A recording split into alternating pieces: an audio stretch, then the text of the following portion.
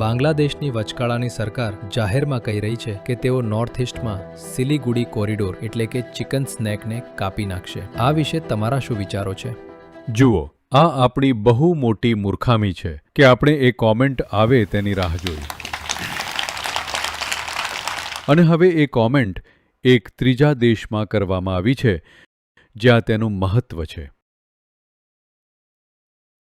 જ્યાં આપણી પાસે, જો તમને ખબર ન હોય કે તેઓ શેની વાત કરી રહ્યા છે, તમને બધાને ખબર છે, આપણી ભૂગોળનો એક ચોક્કસ ભાગ છે જે બસ 22 કિલોમીટર પહોળો છે. દેશ બનાવવાની આ યોગ્ય રીત નથી. કદાચ 1946-47માં આપણી પાસે તે કરવાની સત્તા નહોતી, પણ 72માં આપણી પાસે સત્તા હતી, છતાં આપણે તે ન કર્યો. હવે આ ચિકન સ્નેક જેના વિશે લોકો વાતો કરવા લાગ્યા છે, સમય આવી ગયો છે કે આપણે આ ચિકન સ્નેકને, આ મરઘીને પોષણ આપીએ. આપણે આ મરઘીને પોષણ આપીએ જેથી તે ઝડપથી વિકસીને હાથી બની જાય. આપણે તે કરવું જ પડશે. જુઓ, બસ મરઘી બની રહીને દેશ ન બની શકે. તેણે વિકસીને હાથી બની જવું પડશે. કદાચ તેને પોષણની જરૂર હોય, કદાચ તેને કોઈ સ્ટીરોઇડની જરૂર હોય. જે પણ જરૂરી હોય તે આપણે કરવું જોઈએ.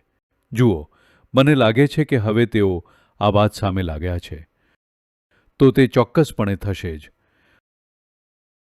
પણ આપણે જે પણ કરવાનો પ્રયત્ન કરીએ તેની એક કિંમત હોય છે. હંમેશા કિંમત ચૂકવવી પડે છે.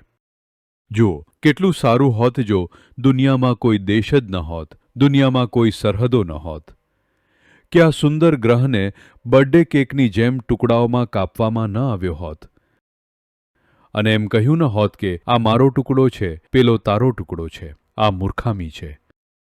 પણ આપણે હજુ અસ્તિત્વના એ સ્તર પર છીએ. આપણે અચાનક એવી કલ્પના ન કરી શકીએ કે કાલે આપણે બધાને ગળે લગાડી લઈશું અને સુંદર રીતે જીવીશું. અત્યારે એ વિચારવું મૂર્ખામી ભરેલું છે. એ એક આકાંક્ષા છે. કોઈક દિવસ આપણે એવા બનવું જોઈએ, પણ અત્યારે દેશોનું સાર્વભૌમત્વ જાળવી રાખવું મહત્વનું છે અને પડોશી દેશોને સમૃદ્ધ થવા માટે મદદ કરવી જોઈએ, જેથી કરીને સરહદો ધીમે ધીમે હળવી થઈ શકે અને સમય જતાં ધીમે ધીમે દૂર થઈ શકે.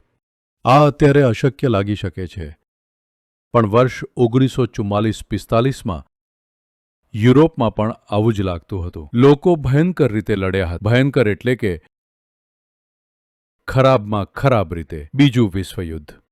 પણ જુઓ, આજે તેઓ બધા યુરોપિયન યુનિયન છે, એટલે આવું કરવું શક્ય છે.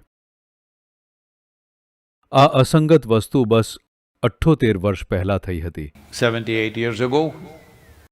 થોડો સુધારો જરૂરી છે. સુધારો થવો જ જોઈએ. મને લાગે છે કે આપણે મરઘીને સારું ખવડાવવાની અને તેને હાથી બનાવવાની જરૂર છે.